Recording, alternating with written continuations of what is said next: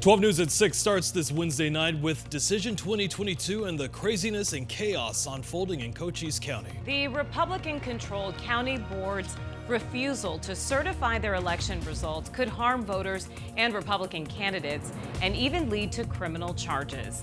Thanks so much for joining us for 12 News at 6. I'm Kadiva Devine. I'm Jonathan McCall. Mark enjoying the night off. Tonight there is a new twist to this developing story.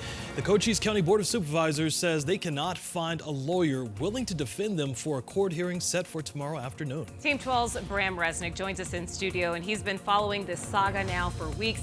And Brahm, despite the chaos, the end might actually be in sight. That's right, Caribe, but you're going to have to bear with me. Chaos appears to be the only motive for the Cochise Republicans holding out against certifying their own voters' election results. Here's the key date to keep in mind. On Monday, the statewide results of the midterm elections will be certified by Secretary of State Katie Hobbs.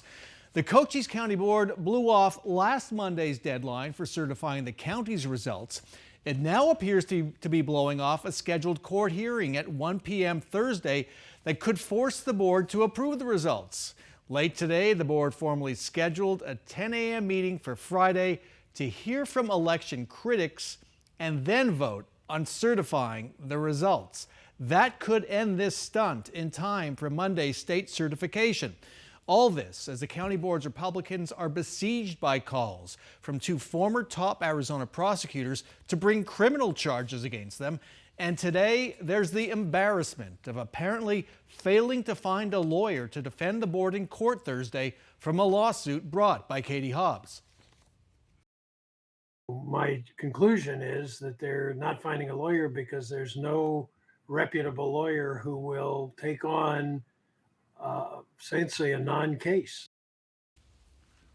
And that was former Democratic Attorney General Terry Goddard. Meantime, Republican Attorney General Mark Brnovich declined to comment on whether he'd bring criminal charges against the two Republicans who refused to certify the election results. And maybe it doesn't need to be said, but this situation is completely unprecedented. Never seen anything like this. Might be a dry run for 2024. Might be just a primal scream by these Republicans angry about the election outcome. Yeah, sounds like some of these prosecutors, former prosecutors, are trying to nip it in the bud, though, right, with this one. By pointing it out and warning folks, could be criminal charges here. Yeah. Okay, so what is the latest on Kari Lake? She filed that lawsuit last week requesting records from Maricopa County. So what are you hearing? It's not what I'm hearing. It's what Kari Lake is saying herself. The defeated Republican candidate for governor confirmed on a Tucson radio show today what we've long expected, that she plans to file an election challenge next week. That's when a 5-day window to file challenges opens up under state law. That's after the state certifies the midterm election results.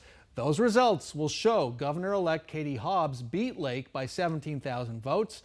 Lake's lawsuit last week sought documents from Maricopa County to support the expected election challenge next week.